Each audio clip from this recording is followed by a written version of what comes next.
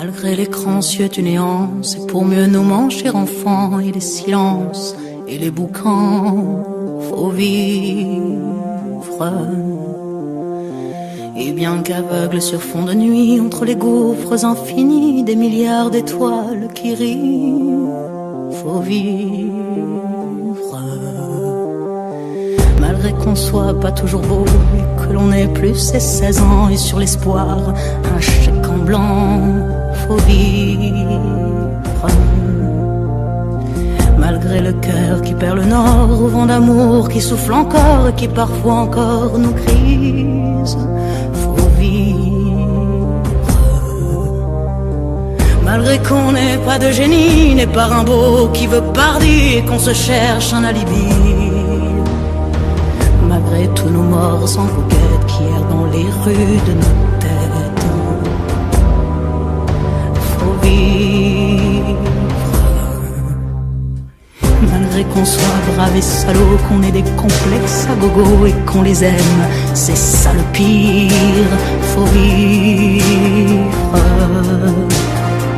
Malgré l'idéal du jeune temps qui s'est usé au nerf du temps et par d'autres pris en chantant, faut vivre. Malgré qu'en se tournant vers le passé, on est effrayé de s'avouer qu'on a tout de même un peu changé, faut vivre. Malgré que l'on soit de passage, qu'on vive en fou, qu'on vive en sage, tout finira dans un naufrage, faut vivre. Malgré qu'au ciel de nos poitrines, en nos sentinelles endormies, dans un bruit d'usine gémit, le cœur aveugle qui funambule sur le fil du présent qui fuit, faut vivre. Malgré qu'en nous un enfant mort si peu parfois remue encore comme un vieux rêve qui agonise, faut vivre. Malgré qu'on soit dans l'engrenage des notaires et des héritages où le cœur s'écore et s'enlise, faut vivre. Malgré qu'on fasse de l'humour noir sur l'amour qui nous en fera boire jusqu'à ce qu'ils nous disent au revoir, faut vivre. Malgré qu'à tous les horizons, comme un point d'interrogation, la mort nous regarde d'un œil ivre, faut vivre. Malgré tous nos serments d'amour, tous nos mensonges jour après jour, mais bien que l'on n'ait qu'une vie, une seule pour l'éternité, malgré qu'on la sache rater, faut vivre.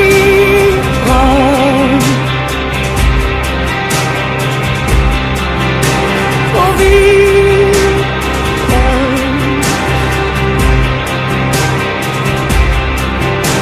Faut vivre. Faut vivre.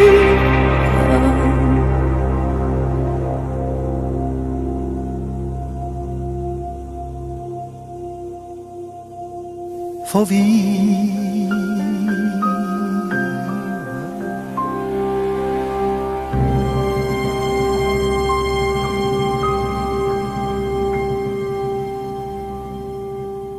Radio Soupente, la station des rapins et des accros de l'art, sans foi, sans loi et sans faire la carpette. L'émission Indifada, ou le soulèvement en français, du 23 octobre 2018. Intifada, une émission qui relaie des informations sur l'occupation et la répression de la Palestine par l'État colonial et d'apartheid israélien. Une petite citation pour la route. La liberté ne peut être que toute la liberté. Un morceau de liberté n'est pas la liberté. Et c'est de notre camarade chéri, Max Stirner, dans L'unique et sa propriété. Et maintenant, je vais vous lire mon petit billet. Enfin, petit billet. Attention, sortez vos mouchoirs. Parce que tout ce qui va suivre, d'ailleurs, après mon billet, et l'enregistrement qu'a effectué ma camarade à une soirée où parlait une jeune infirmière morte à Gaza. C'est donc c'est le texte de mon presse-papier que j'ai intitulé « Le sourire effacé d'une jeune fille, 21 ans aux cerises, à Gaza, par un bel après-midi de juin, une balle papillon dans le ventre, et la petite infirmière bénévole tombe, morte. Un sniper a visé pour tuer cette belle vie, un pion meurtrier d'une armée d'assassins. Toutes les armées assassinent, celles d'Israël comme d'autres. Toutes les guerres tuent, le plus souvent aveuglément. Mais pas cet après-midi de juin à Gaza. Un soldat, un fusil, une balle, qui enlève à la vie un être humain sans défense et dévoué à la souffrance d'autres êtres humains. Une abomination, une pure abomination, une famille en deuil, la maman, le papa, les frères, sœurs, cousins, cousines, tantes et oncles, grands-parents aussi. En Palestine, les familles sont nombreuses. Nous avons écouté cette maman et ce papa un soir à Paris, en tentant de retenir nos larmes, sans un vrai succès. Nous avons vu la tunique souillée de sang de leur enfant et déchirée au dos par la sortie d'un éclat de la balle papillon meurtrière, qui se fragmente à l'intérieur d'un corps touché. Sa maman a brandi la carte d'infirmière Kazan portée à son cou au bout d'un ruban, visible dans la lunette du sniper, une lunette de visée qui permet de voir tous les détails d'une victime potentielle.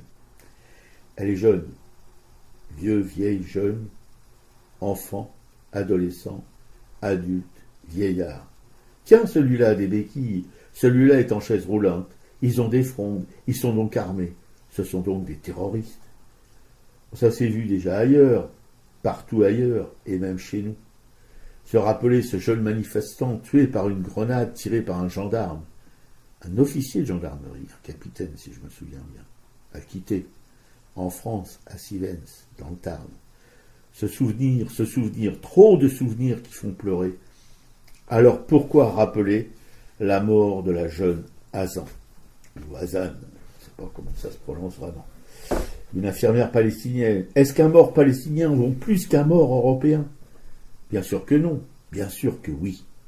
Cette tuerie dure depuis plus de 70 ans, 1948-2018. Gaza est bouclé depuis 11 ans, affamé, assoiffé, sans médicaments. À force de tirs de l'armée d'occupation, bientôt, tout le monde sera estropié dans ce camp d'enfermement d'un autre âge, ou mutilé de l'âme, au choix. Pour nous, pas pour eux, qui n'en ont aucun, sauf celui de mourir une balle dans le ventre.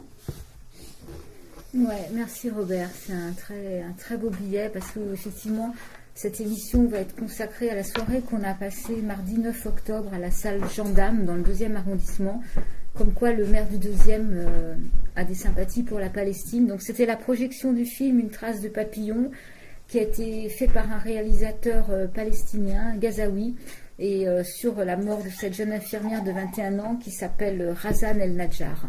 Donc on va consacrer une partie de cette émission aux enregistrements qu'on a pu prendre ce soir-là.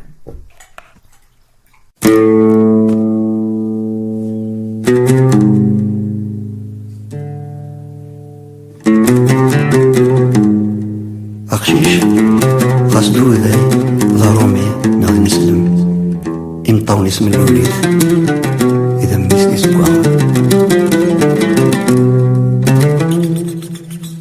Une de lait et de miel, l'autre est poussière et berceau d'univers. Une s'appelle lumière, l'autre porte du désert.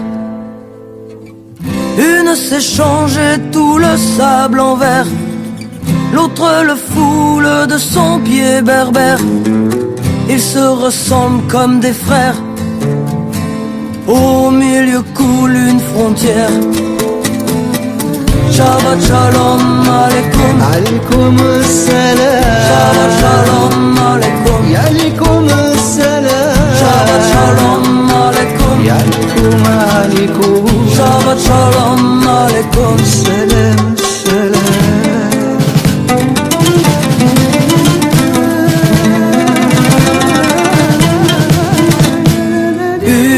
cernée et mise au pied du mur.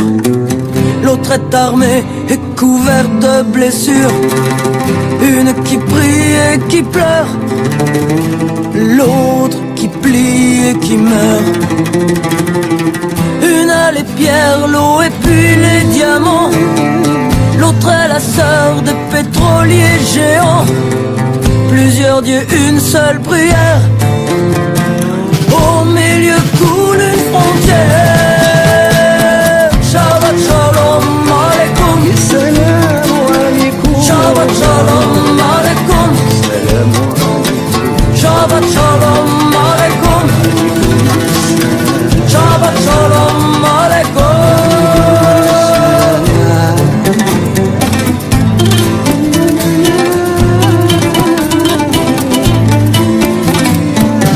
Une est de lait et de miel,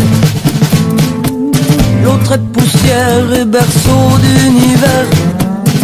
Une s'appelle lumière, l'autre porte du désert. Une a un père décédé sous sévices, l'autre préfère prier au nom du Fils. Pour les milliers d'enfants tristes, stoppez les marionnettistes. Shabbat shalom alaikum. Alaikum salam. Shabbat shalom alaikum. Alaikum salam.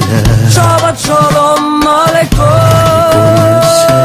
Shabbat shalom alaikum. Alaikum salam. Shabbat shalom alaikum. Shabbat shalom alaikum. Ya alaikum salam. Shabbat shalom alaikum. Shabbat shalom alaikum.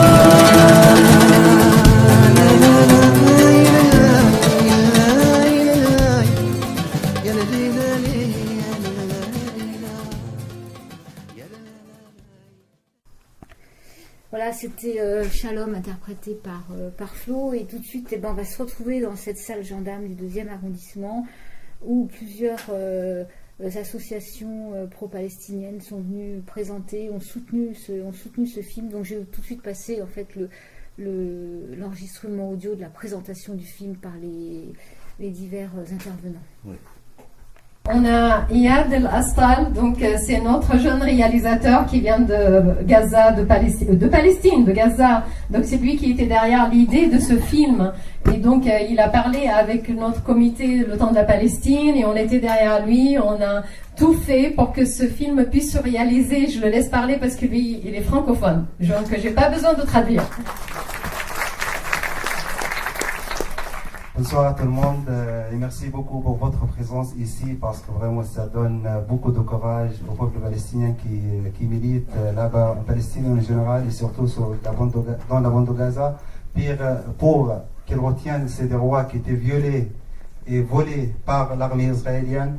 Et du coup voilà, je profite de cette occasion de remercier mon camarade, mon ami Samir Abdallah, c'est lui le directeur. C'est lui qui a le père ou le parrain de l'initiative Le Temps de la Palestine. Cette campagne vraiment avec laquelle j'ai proposé l'idée de ce film. Donc c'est lui qui a vraiment pris le courage pour parler avec nos amis ici à l'Union juive française pour la paix, avec mon ami Michel Ouakenine, avec laquelle j'étais toujours à Gaza en contact, en transmettant ce qui se passe à Gaza comme action, comme violation des droits de l'homme. Et ainsi je remercie M. Bertrand, c'est lui le directeur de l'AFPAS, qui a mobilisé toutes les associations en solidarité avec la Palestine pour qu'on arrive vraiment à réaliser ce projet qui était une petite idée. Après ça, il est devenu un projet, un film et on tournait à la présence des parents de Razan. Et merci beaucoup pour la présence de notre représentant ici, l'ambassadeur de la Palestine en France, M. Salman Harfi. Merci aussi à la présence de Mme Leila Shahid, la militante qui a sacré toute sa vie pour défendre la cause palestinienne et pour montrer vraiment les crimes de l'occupation israélienne qui n'arrête jamais depuis les années de 48 jusqu'à ce jour-là.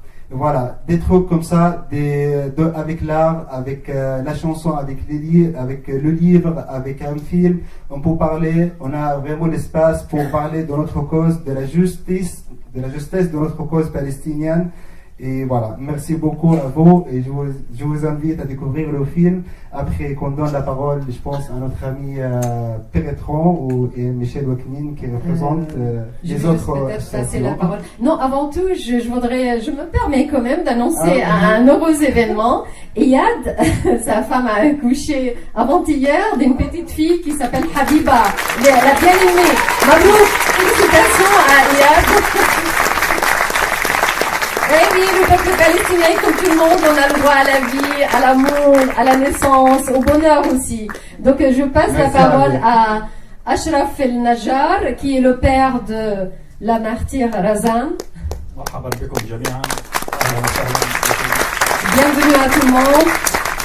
أنا والد الشهيدة رزان النجار، اسمي أشرف النجار من فلسطين غزة خان يونس. Je suis le père de la martyre Razan El-Najjar, je suis Ashraf El-Najjar de Khan Younes, de Palestine, de la bande de Gaza. طبعا أشكركم على وجودكم هنا وهذا دعم لنا. Je vous remercie de votre présence ici et c'est un très grand bonheur pour nous et ça nous apporte beaucoup d'aide et beaucoup de soutien. لأن وجودكم طبعا هو أكيد دعم لنا ولقضيتنا الفلسطينية العادلة. Et donc votre présence c'est un soutien pour la cause palestinienne qui est une cause juste. وأشكر الأخت سبا الزهراني. Et remercie Madame Seba Zahrani et l'ambassadeur de Palestine. سلمان الهربي. والأخ القائد الرئيس أبو مازن. Remercie aussi le président Abou Mazen. حكومة ورئاسة. واشكر الاخوه الموجودين كلهم والاخ ميشيل. Et remercie tout le peuple palestinien. اسمه وصفته الاعتباريه. Remercie tout le monde. والاخت عبير والاخ سمير. كل الموجودين طبعا. Remercie tout le monde. واحنا طبعا وجودكم هو دعم لنا ولقضيتنا الفلسطينيه. وشكرا للجميع. Merci à tout le monde.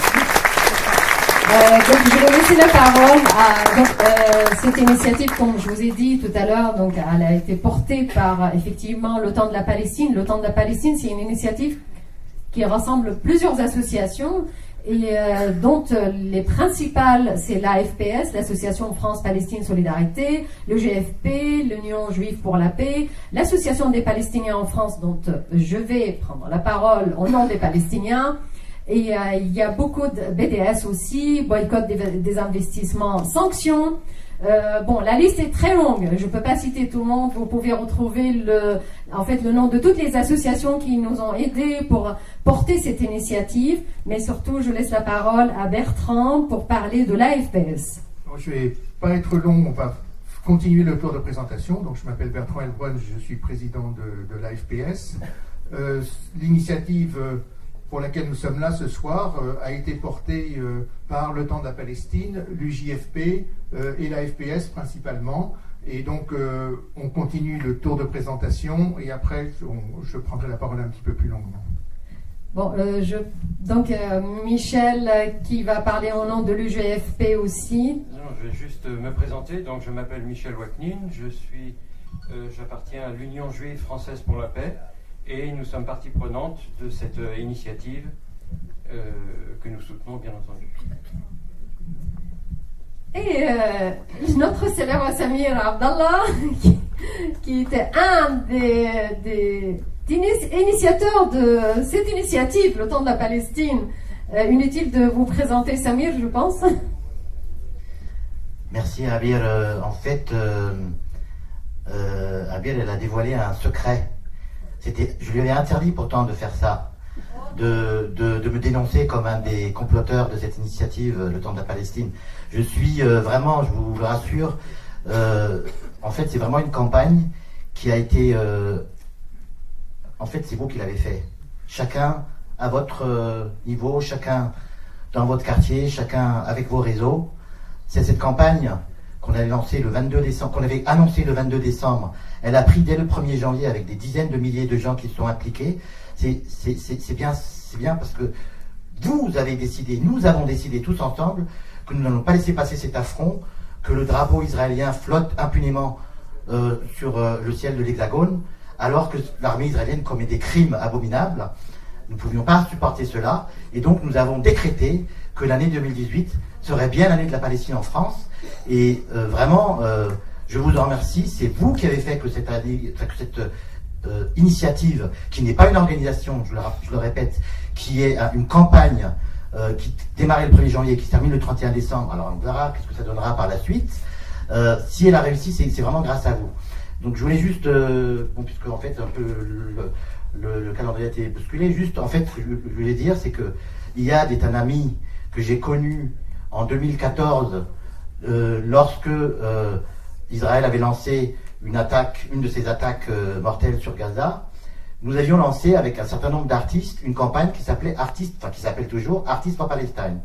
Et c'est comme ça que j'ai connu Iyad. Il était à l'époque en train de finir ses études de cinéma. Et nous avons vraiment beaucoup sympathisé.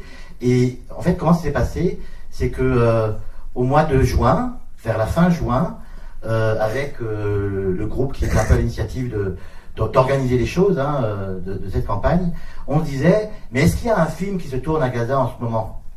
Ça serait bien de montrer aux gens, ici, quelque chose qui est fait à Gaza par des Palestiniens, sur ce qui se passe à Gaza, qu'on arrête juste de rester sur les quelques brèves news qui passent à la télé ou à la radio ou dans la presse écrite, mais qu'on ait le temps d'être avec les gens. Et la meilleure personne pour ça, c'était évidemment pour nous, c'était Iyad, qui est jeune, qui est beau, qui est intelligent, qui fait des bons films. et donc du coup, on a appelé Iyad, on lui a dit, est-ce que tu as quelque chose?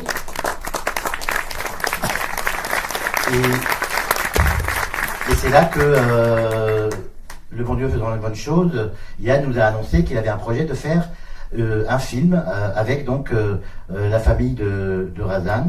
Et donc c'est comme ça que nous avons décidé au 1er juillet de lancer cet appel à participation financière pour rendre ce projet possible, parce qu'évidemment il n'y a aucune boîte de production, il n'y a aucune structure de production qui se mobilise comme ça en quart de tour, et nous avons eu le grand plaisir grâce à vous, de pouvoir financer ce projet.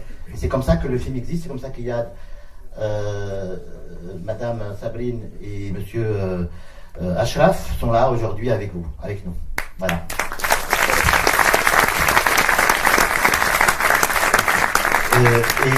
Et vraiment, je suis vraiment très très heureux de vous annoncer que non seulement nous avons 23 villes qui vont passer le film en France, il y en a une centaine qui étaient sur la file d'attente, mais voilà, il n'y a que un jour par jour, quoi. Donc on n'a pu faire que 23 villes.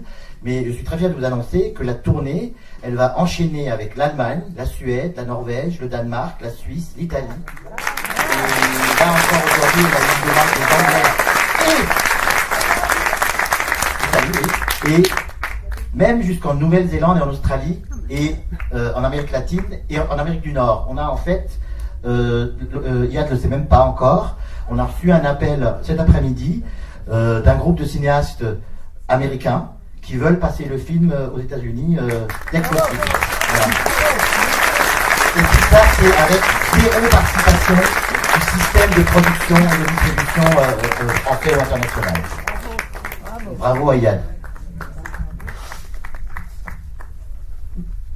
Bonjour, donc, monsieur l'ambassadeur, cher Leila Chaïd, cher Christian Essel, mesdames et messieurs les personnalités qui sont là, chers amis.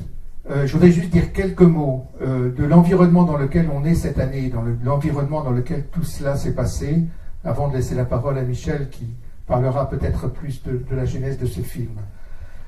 Cette année 2018, après des années de déni de leurs droits, c'est face à une injustice particulièrement criante que le peuple palestinien s'est levé. Le déplacement de l'ambassade des États-Unis à Jérusalem le 15 mai dernier, alors même que les Palestiniens commémoraient les 70 ans de la Nakba, a été un symbole particulièrement grave de cette injustice. L'année 2018, c'est aussi celle de l'accélération de la colonisation, dont la résistance à la démolition du village de Ran el-Ahmar, en ce moment même, est le symbole. Celle de l'approfondissement de la discrimination et de l'apartheid, avec l'adoption de la loi dite de l'État-nation du peuple juif le 19 juillet dernier. Celle du maintien du blocus de Gaza, depuis plus de 11 ans, un blocus inhumain, une punition collective, bannie par le droit international, qui enferme 2 millions de personnes dans des conditions terribles qui pousse au désespoir une population active, inventive, qui ne demande qu'à vivre. C'est aussi l'année de l'attaque contre le droit des réfugiés palestiniens par l'arrêt de tout financement des États-Unis à l'UNRWA, qui leur fournit des services d'éducation, de culture et d'aide sociale, alors même que rien n'a été fait depuis 70 ans pour l'application du droit au retour prévu par la résolution 194 de l'ONU. Attaque d'une extrême gravité, auquel le peuple palestinien a su répondre avec un immense courage. Le 30 mars, à Gaza, ont commencé les marches du retour qui se poursuivent encore aujourd'hui, chaque vendredi. Un mouvement populaire, pacifique, non armé, un mouvement inventif, avec des rassemblements culturels, des manifestations sur des thèmes, des tas d'initiatives. Un mouvement qui répond à la situation politique en demandant le retrait du plan Trump, vous savez, ce fameux deal du siècle dont personne ne veut, surtout pas les Palestiniens, la levée immédiate et complète du blocus de Gaza et l'application du droit au retour pour les réfugiés palestiniens. Face aux manifestants non armés, l'armée israélienne a déployé ses snipers.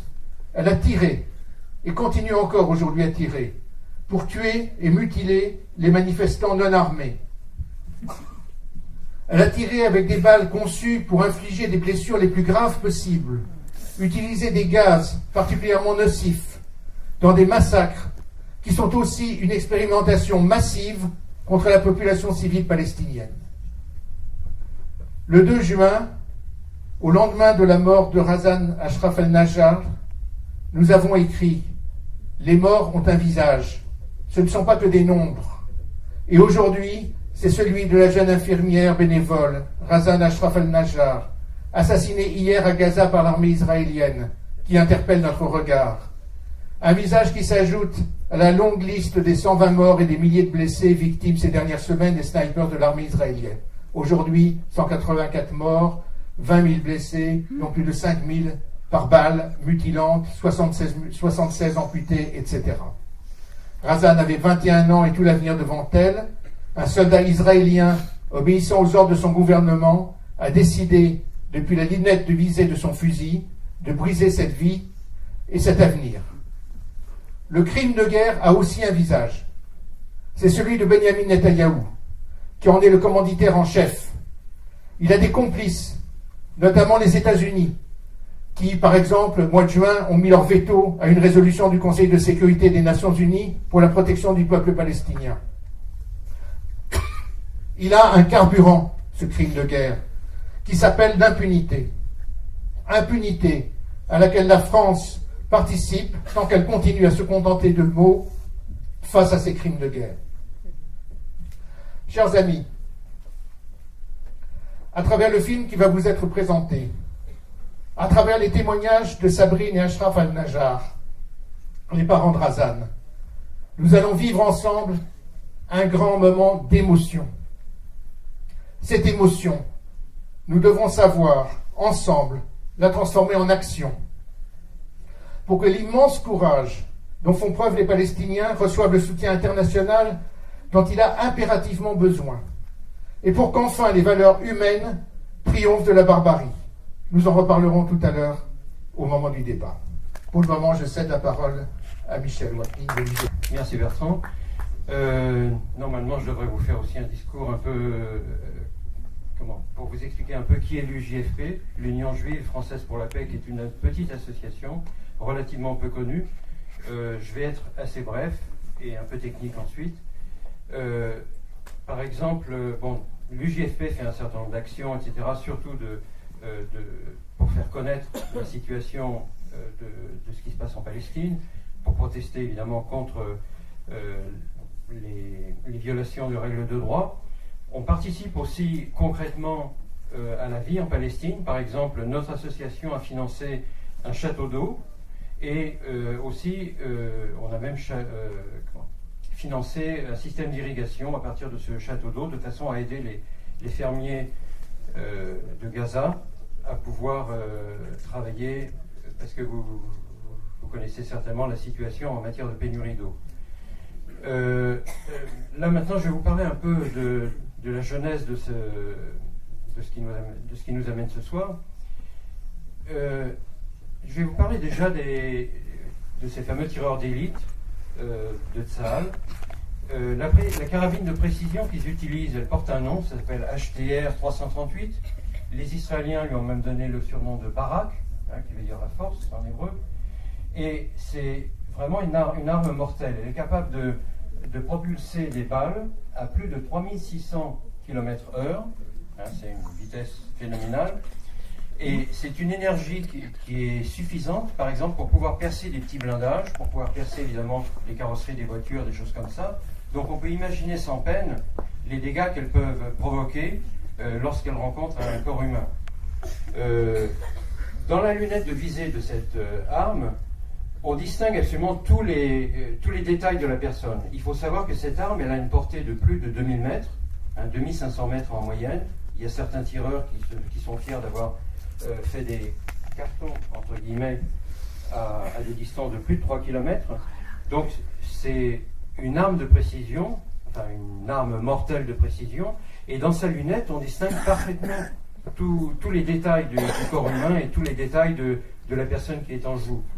En particulier,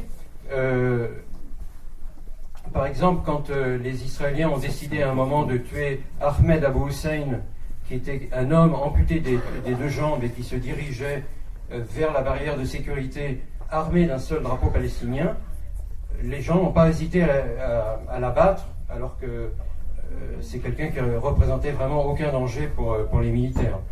De la même façon, Yasser Mourtaja et Ahmed Abou Hussein portaient tous les deux leur gilet bleu avec l'indication presse quand ils ont été abattus. On ne peut pas dire que ce soit un accident. Encore une fois, dans la lunette de visée, on voit des détails de tout le corps, et donc ce sont des choses qui ont été choisies. De la même façon, il y a des hommes, des femmes et même des enfants qui ont été délibérément tués. Il faut oser les mots, il faut dire qu'ils ont été assassinés. Et Razan, ainsi que deux autres secouristes, portaient leur tenue blanche de secouristes. Il n'y avait pas d'ambiguïté. Leur tenue porte même un croissant rouge et une croix rouge. Malgré tout, ils ont été abattus. Donc, quelqu'un a donné un ordre. Un tueur l'a exécuté. Les fameux tireurs d'élite de l'armée la plus morale du monde, comme dit notre philosophe français Bernard-Henri Lévy, n'ont pas hésité à abattre ces gens, à abattre des individus, des hommes, des femmes, et même à rompre la Convention de Genève, qui en principe interdit de tirer sur le personnel soignant, sans aucun remords. On en est à plusieurs centaines de morts, plus de 200 morts, plusieurs milliers de blessés, tous tués par ces fameuses munitions qui s'appellent 338 Lapua Magnum, et sont des balles qui sont capables d'arracher un corps, d'arracher un bras, une jambe, simplement, quand elles rencontrent quelqu'un. Iyad, pendant toute la période de la marche, dès que la grande marche pour le retour a commencé, Iyad m'a régulièrement envoyé des informations avec des photos, avec les noms des gens. Je les ai retransmises évidemment dans mon association, à l'Union Juive Française pour la Paix, de façon à ce qu'elle soit répandue par l'intérieur des réseaux sociaux.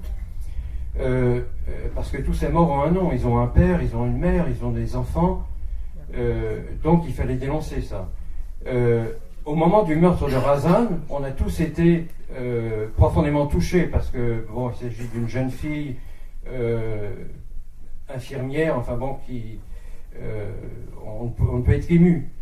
Et Iyad a voulu aller un peu plus loin. Il m'a appelé, il m'a dit il faudrait qu'on fasse quelque chose, il faudrait qu'on organise la venue en France des parents de Razan, il faudrait qu'on organise un film, et bien les choses se sont passées très vite. J'ai contacté l'UJFP, qui est évidemment mon association, qui a dit oui tout de suite au projet d'Iyad, la FPS, 2018 Le Temps pour la Palestine, BDS France, les associations de Palestiniens en France, tout le monde a dit oui très rapidement, et en relativement peu de temps, on a réuni une cagnotte qui nous a permis de faire venir en France Ashraf et Sabrine, ainsi que Iyad, et qui a permis aussi à Iyad d'avoir disposé des moyens pour faire son film.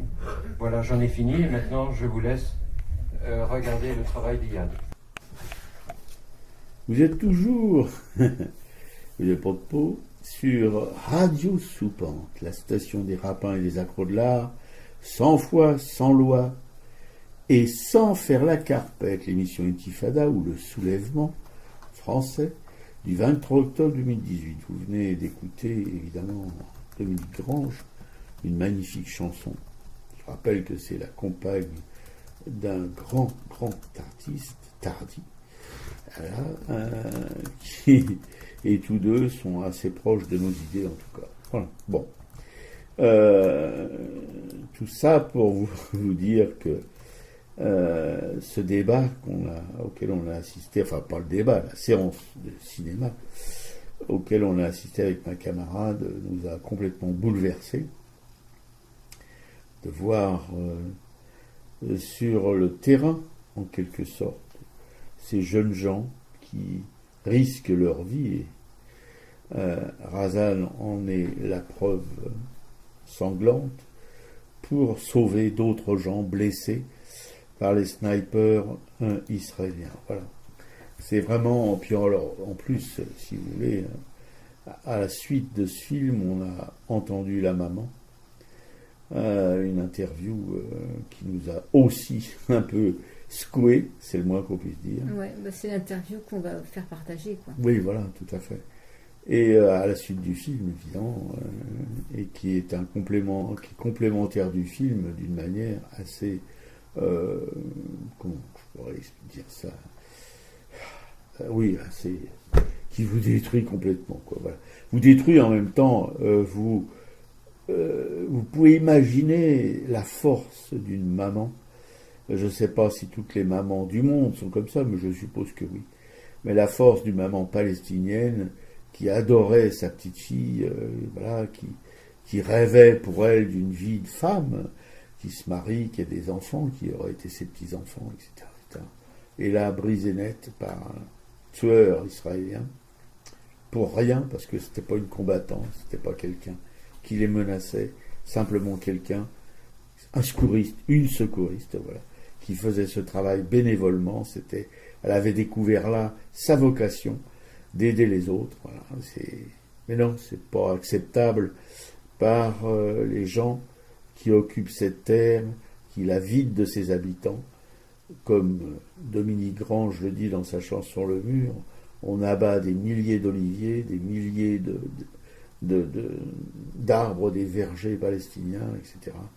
On quadrille tout ça avec des checkpoints où les Palestiniens doivent attendre des heures pour faire quelques centaines de mètres, voilà, pour aller dans leur verger quand ils peuvent encore y aller. Bon, bref, c'est quelque chose de kafkaïen, mais complètement kafkaïen, mais un Kafka tragique, parce que le Kafka qu'on connaît n'est pas tragique, mais là, c'est tragique. C'est pas du tout, il y a aucun humour dans tout ça, sauf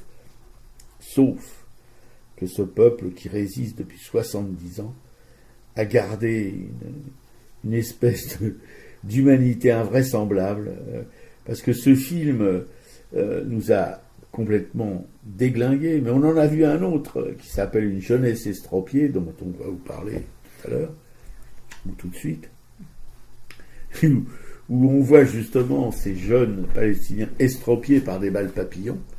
Il faut voir, si vous voulez, il y a une espèce de vitalité, d'envie de vivre, d'envie de faire des choses chez tous ces jeunes gens. C'est invraisemblable, c'est incroyable. Quand on pense que nous, ici, on a des vapeurs pour des petites choses de la vie, parfois pas très drôles, je reconnais, mais enfin quand même, à côté d'eux, on est vraiment des privilégiés.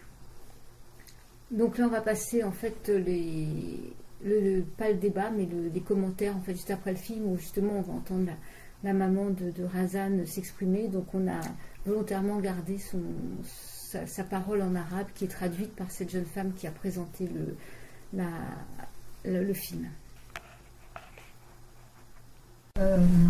La maman, elle est tellement émue, je pense qu'elle a du mal à parler tout de suite, donc je vais laisser la parole à Iyad. Vraiment, je suis très très désolé pour la maman de Razan, de lui montrer vraiment des souvenirs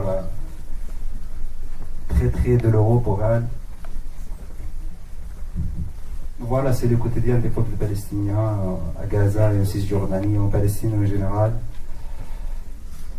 Voilà, on a juste un exemple là, c'est Razan Najjar qui avait vraiment le droit de vivre comme les autres filles qui sont de la même âge qu'elle.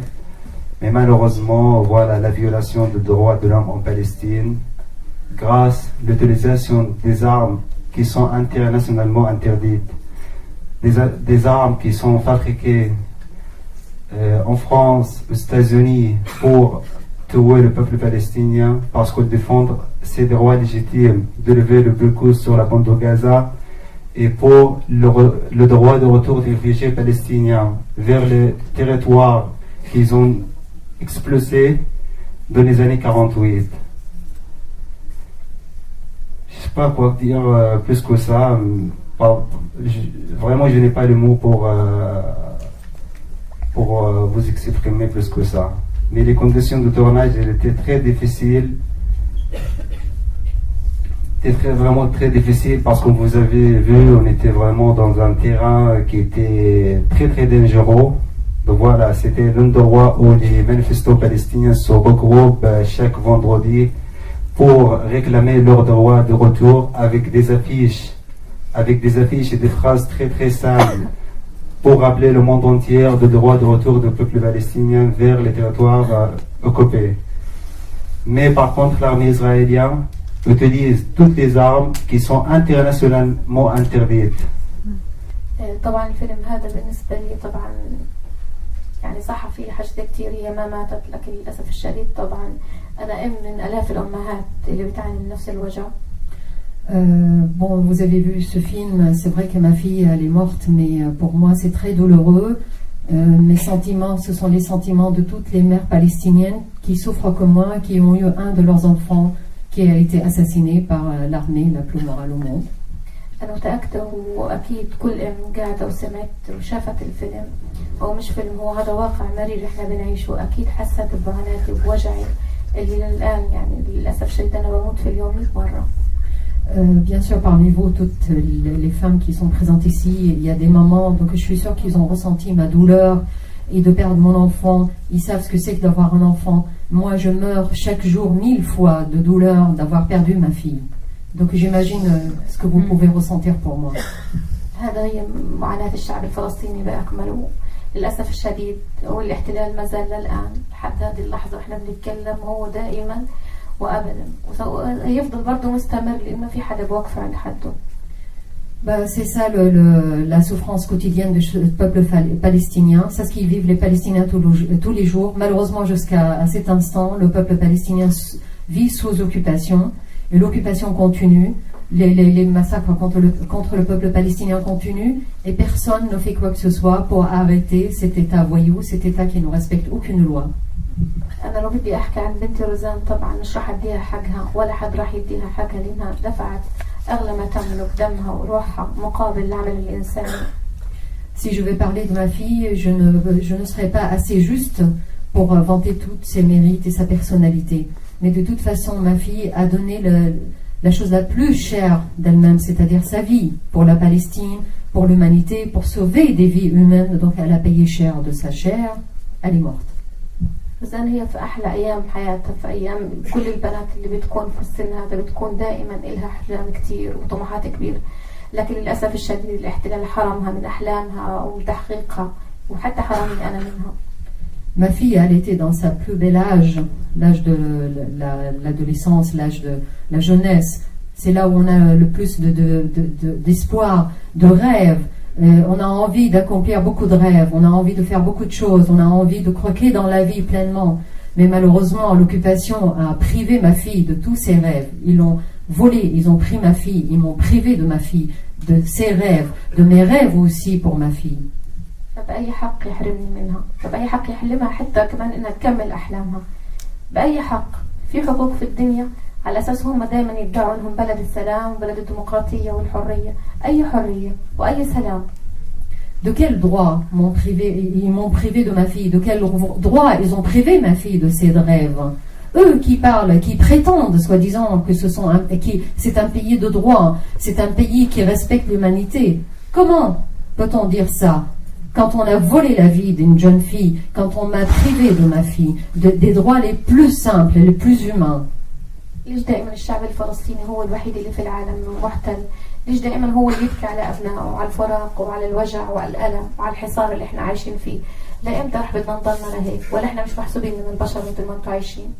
Pourquoi le peuple palestinien doit tout le temps subir toute cette injustice, cette souffrance, cette occupation, ces massacres? Pourquoi? On n'est pas comme les autres peuples, on n'a pas le droit à la vie, on n'a pas le droit au bonheur. Pourquoi on doit souffrir tout le temps? Je me pose la question, pourquoi? أما آن الأوان أن نتحرر من هذا السجن الكبير الذي نعيش فيه. أما آن الأوان أن احنا نصير زي باقي العالم ما هم عايش له بلاد. لإمتى بدنا نضلنا زي هيك؟ Jusqu'à quand on va continuer comme ça? On n'a pas le droit, comme tous les autres, d'avoir notre pays, de vivre en paix, de vivre comme tout le monde, de finir avec cette prison à ciel ouvert, de cette blocus. Pourquoi? On n'est pas comme les autres. On a le droit à la vie comme tout le monde, le droit le plus simple. للأسف احنا أصبحنا حقل تجارب بإسرائيل. كل ما تلاقي أسلحة جديدة بنكون احنا أول ما تجرب فينا احنا الإسلاح. Malheureusement, et hélas je le dis, on est devenu un champ d'expérimentation pour l'armée israélienne. À chaque fois qu'ils veulent essayer des nouvelles armes, donc ils vont l'essayer sur le peuple palestinien et plus spécialement évidemment sur la bande de Gaza. ما هو الذنب اللي ارتكبه الشعب الفلسطيني إنه طالب بحقه حق العودة. مش من حقنا نكون لنا بلاد متحررة ومن حقنا نكون لنا معابر ومن حقنا نحن نعيش بكرامة وبسلام. من حق أولادنا إنهم يتعلموا منيح ويأكلوا منيح ويفرحوا مثل ما أبنائكم بفرحوا. ولا هو لكم بس أنتوا وإحنا لا مش محسوبين على البشر. Pourquoi le peuple palestinien doit subir tout ça? On n'a pas le droit de... Qu'est-ce qu'on a commis comme tort? Qu'est-ce qu'on a fait comme tort? Quel crime a-t-on commis, nous, le peuple palestinien, pour mériter tout ça?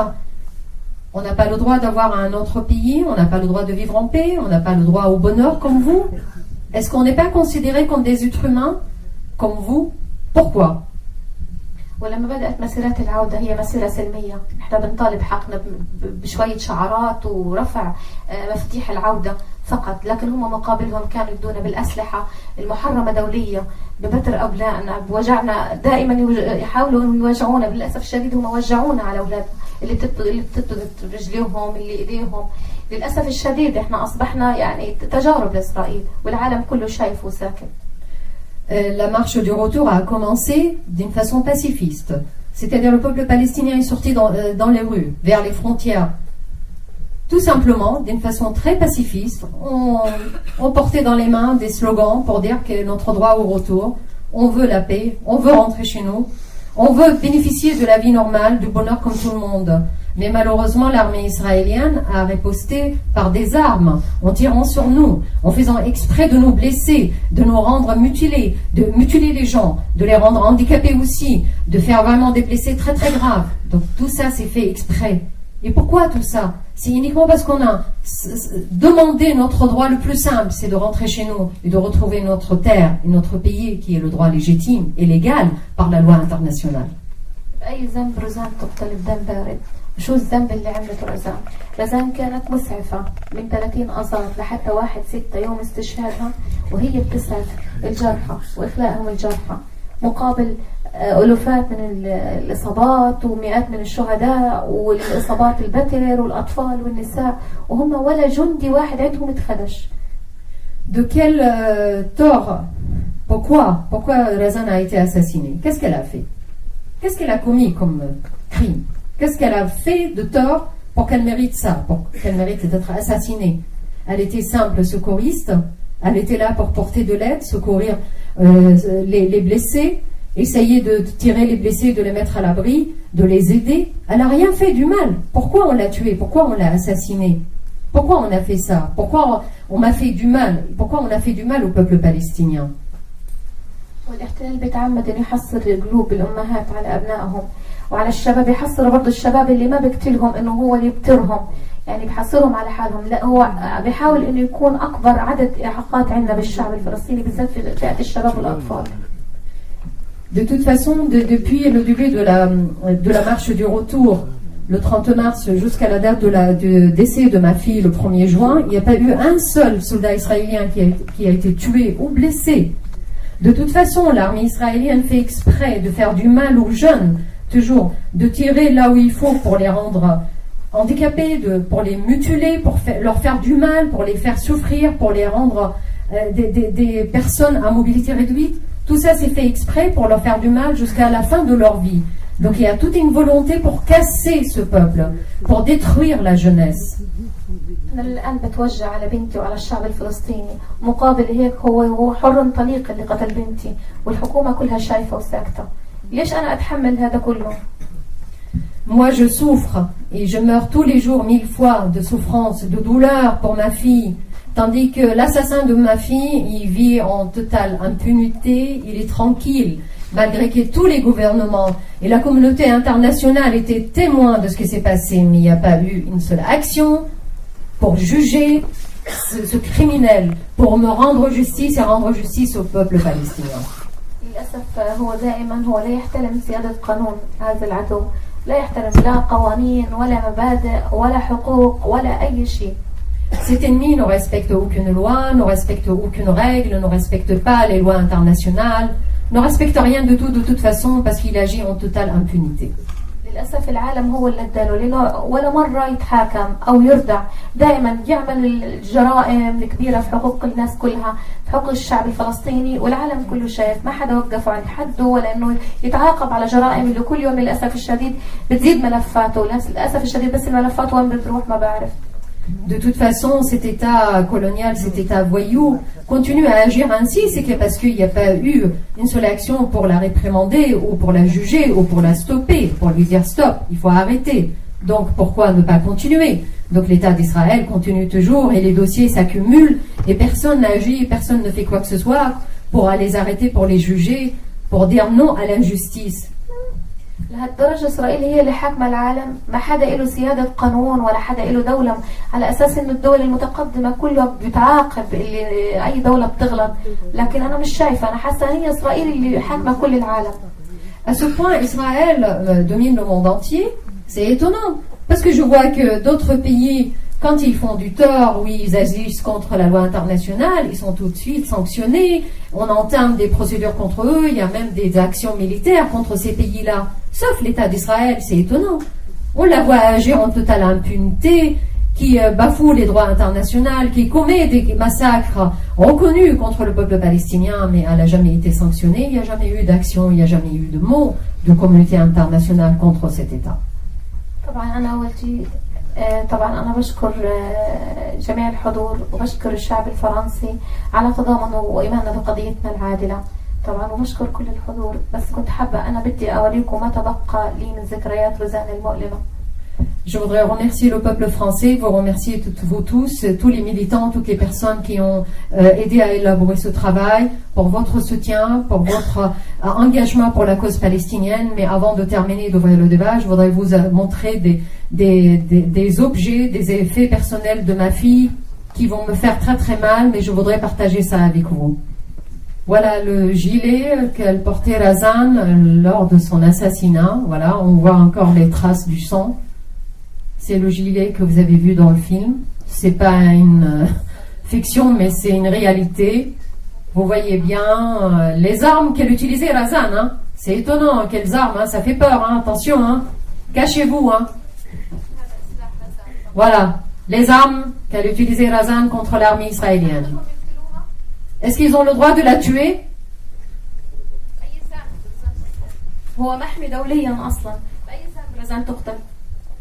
De quel tort? Pourquoi Razan a été assassiné? هذا موثق من وزارة الصحة، معرفة إن اليهود عارفها أصلا هذه رزان من أول يوم، حتى استشهادها وعارفة إنها متطوعة ومسعفة، ما بتأذيش حدا، بالعكس أنت بتجرح وهي بتداوي وراك. Évidemment, l'armée israélienne savait très bien qui était Razan, ils voyaient bien sa carte et qu'elle était secouriste, qu'elle soignait, parce que eux blessaient les Palestiniens, mais c'est elle qui les soignait. Donc ils l'ont tuée. exprès, il savait ce qu'il faisait. طلقة الاحتلال اللي صابت بنتي طبعا هذا الطلق متفجر فجر أحشائها بالكامل رزان. Voilà, vous voyez sur le gilet la trace de la balle qui a explosé ma fille, qui a tué ma fille, qui a pris la vie à ma fille. مين بيتحمل إنه يشيل دم بنته أو دم ابنه يضل معاه طول الوقت؟ مين بيتحمل؟ Qui peut se porter le sang de son enfant entre ses mains et de le garder avec lui tout le temps? Qui peut faire ça? هي هذه العدالة اللي بيحكوا عنها هذا حقوق الإنسان؟ Est-ce la justice? Est-ce que c'est ça les droits de l'homme dont on parle partout dans le monde? هذه هي حياة الشعب الفلسطيني ومعاناته.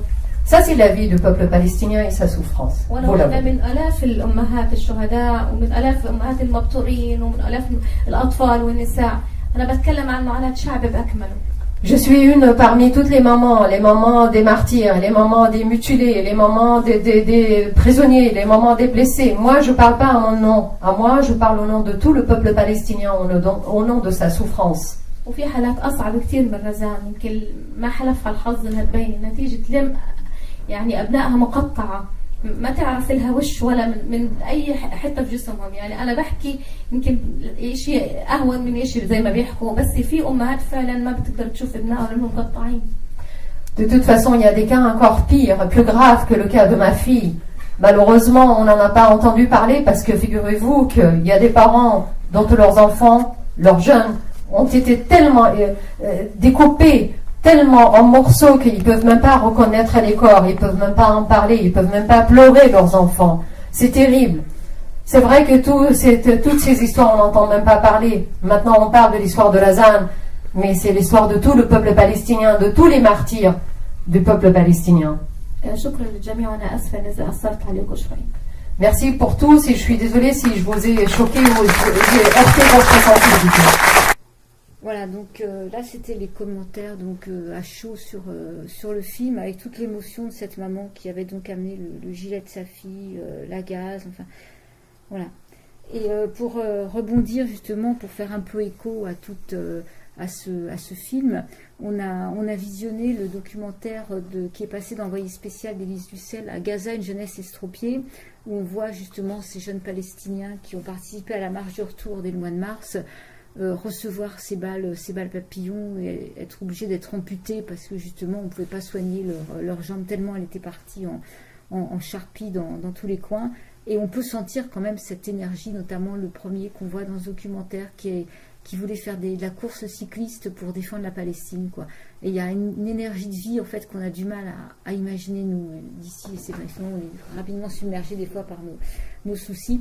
Et sur ce documentaire, ce que je veux souligner aussi, c'est tout la levée de bouclier qui a eu l'appel à censure justement de la part que ce soit de l'ambassade israélienne en France qui attaquait France 2, qui disait que c'était que ce documentaire allait faire une levée d'attaques sur les juifs en France, une levée d'antisémitisme. Non, je suis désolée, c'est pas le cas. C'est pas ce documentaire qui serait responsable de quoi que ce soit. C'est bien la politique de l'État israélien qui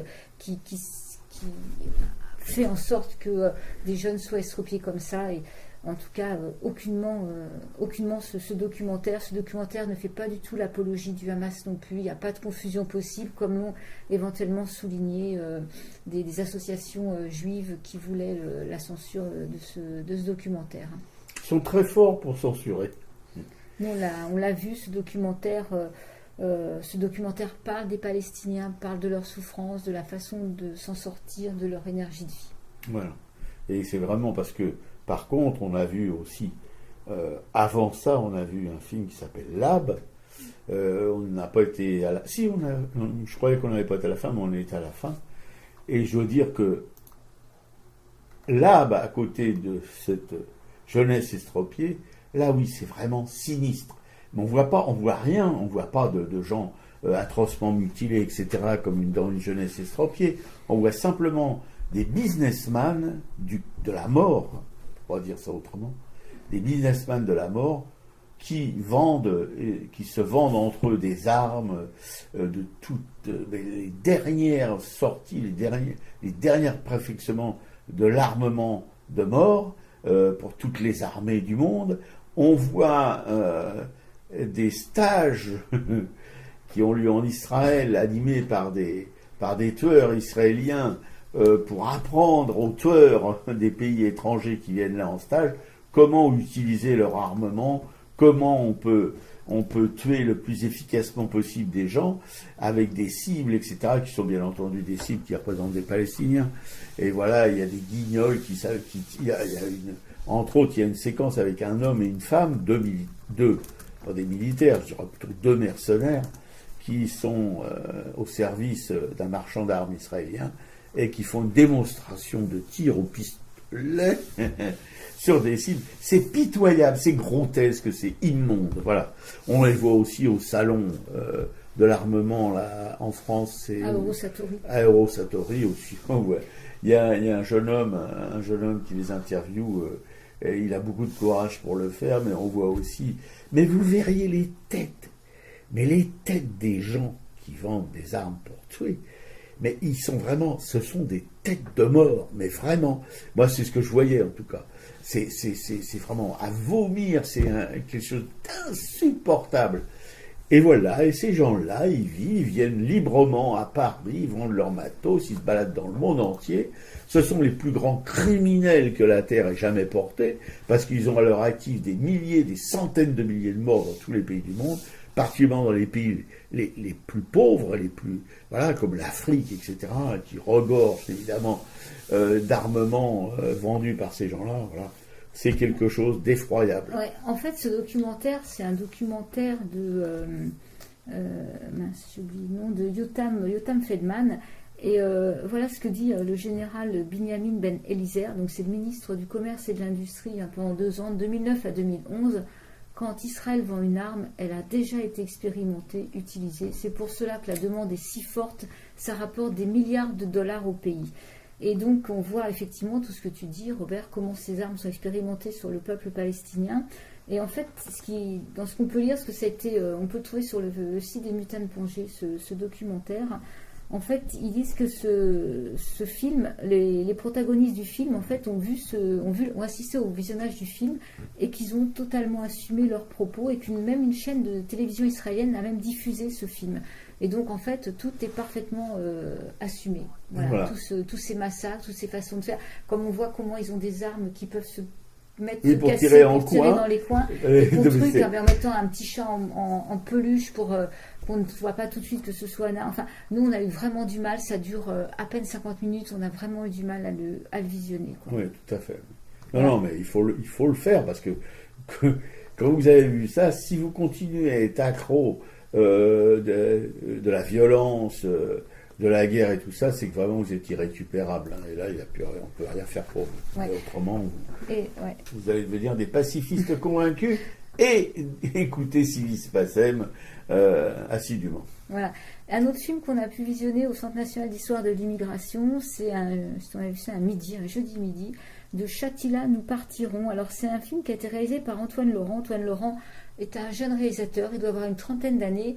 Et en fait, très jeune, il est tombé dans le soutien à la Palestine, puisqu'il est allé sur le terrain travailler, je pense, un peu comme Rachel Corrie, je pense, aider le peuple palestinien à supporter un peu toute cette colonisation. Et ce film va raconter l'histoire de trois réfugiés, Tarek, Sobé et Jalal, qui en fait sont nés dans les camps de Sabra et Shatila au Liban dans les années 80, et qui ont créé en 2011 un centre de soutien scolaire et une maternelle. Donc en fait, on va les voir avec ces jeunes enfants là, nés à Sabra et Shatila, qui vont avoir des projets, qui vont les faire travailler, et ça fait du bien de voir aussi. C'est pareil, il y a une énergie incroyable, sauf qu'effectivement maintenant, depuis les baisses de subventions de l'UNRWA, on ne sait pas ce que tout ça va devenir. Oui, parce que ça les touche directement, évidemment. Voilà. Et puis on a vu aussi, la semaine dernière, on en parle vite fait, Capharnaüm de Nadine Labaki, son dernier film. Ouais, alors là, c'est pas du tout joyeux, c'est pas du tout, ça vous remonte pas du tout le moral, vous sortez pas de là optimiste, allons les enfants, faut y aller. Non, c'est l'histoire d'un petit garçon. Un petit garçon, ils ont trouvé un acteur, mais Il n'y a pas vraiment de qualificatif pour le décrire, tellement c'est éblouissant, son jeu, d'une simplicité, mais il est lumineux, ce petit garçon. Il est lumineux tout seul, parce que ce qu'il vit, c'est sombre, c'est noir, c'est sordide, c'est impossible. Et pourtant, eh bien, il va s'en sortir comme il peut. Mais suivre son périple tout au long de ce film, ce long métrage, c'est vraiment une épreuve quasiment olympique, hein, et vous en sortez pas vraiment dans une grande forme. C'est le moins qu'on puisse dire. Mais c'est quand même quelque chose qu'on doit regarder, parce que Sabra et Shatila, Capharnaüm, non, c'est pas Sabra et Shatila, c'est au Liban, quand même au Liban. C'est un petit Libanais. Voilà, une famille libanaise, c'est pas une famille de Palestiniens. Mais enfin, on voit que là aussi, Palestiniens ou Libanais au Liban, c'est pas beaucoup mieux pour des classes défavorisées. Ouais, voilà. Alors c'est vrai que ce film, il y a eu plusieurs, il y a eu 2 sons de cloche. Nous, on a complètement craqué, l'acteur et ces 2 garçons, même le bébé là, le bébé, oui, ce petit bébé éthiopien, il est absolument formidable, ouais. Quoi. Il est tellement juste. Je ne sais pas comment Nadine Labaki a fait pour capter toutes ces images aussi vraies, quoi. Et donc il y en a qui ont reproché au film de tomber dans le misérabilisme. Nous, on n'a pas eu ce sentiment. On a suivi ce jeune garçon, et je pense que le misérabilisme, en fait, de toute façon, ce qui se passe sur ces mômes comme ça à Liban est tout à fait dans la réalité, quoi. Oui, évidemment, vu du canapé de son salon devant sa télévision, on peut penser que c'est du misérabilisme. Mais bon, les gens qui sont là-bas, ils font pas ça pour passer le temps. Ça leur tombe dessus et ils peuvent pas s'en sortir. Ils sont écrasés. D'ailleurs, il y a les parents qui plaident parce qu'ils sont accusés par leur fils, des mauvaises gens. Mais moi, je suis touché aussi par les parents, qui sont des gens complètement perdus. Voilà, le papa, il fait rien du tout, il reste toute la journée sur son canapé à fumer, à regarder la télé, et à faire des enfants à sa mère. Et il y a une parole du petit garçon qui est extraordinaire. Je lui dis, alors, pourquoi mais maintenant tes parents feront plus d'enfants? Alors le petit, il dit, maman, qu'est-ce qu'elle a dans le ventre en ce moment? Parce qu'elle entend encore un enfant. Et lui, ce qu'il veut, c'est qu'il fasse plus d'enfants. Parce que les enfants qu'il feront seront des malheureux, comme lui l'a été. Voilà. Non, c'est assez tragique, hein. Il faut le voir. Bien sûr, c'est un très beau film, mais c'est pas un film. Il faut que vous ayez bon moral. Ouais, c'est un film qui a été prix spécial du jury. Et comme disent certains, on aurait à Cannes, on aurait pu donner un prix d'interprétation à ce jeune garçon. Et au bébé. Au bébé. Et Nadine Labaki, étant à son 3e long métrage, elle avait fait Caramel. Après, elle en a fait un dont on a parlé récemment qui s'appelle Et maintenant, on va où? Et ça, c'est absolument fantastique parce que là, elle est complètement sur un mode humoristique pour que les communautés ne s'affrontent pas avec des femmes qui prennent des décisions, qui évitent que leur mari s'entretue. Comme toujours, les femmes, c'est elles qui prennent les décisions. C'est pas une nouveauté. Hein. Donc, nous, en tout cas, on était contents de retrouver Nadine Labaki, même si c'est pour un film qui nous a beaucoup fait pleurer. Oui, beaucoup. Oui, qu'est-ce qu'on peut pleurer? Rassurez-vous, on picole pour se réhydrater. Hein. Voilà, on termine avec Julia Boutros, Min al-Malayin.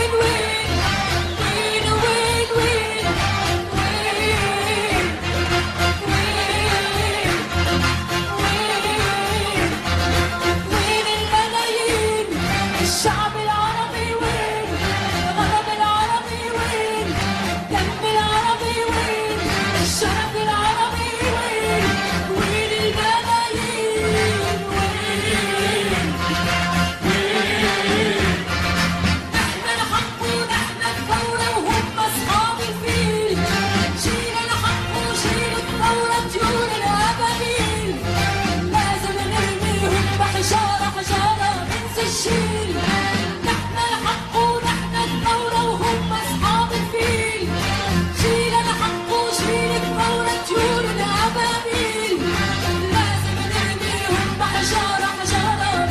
Chine.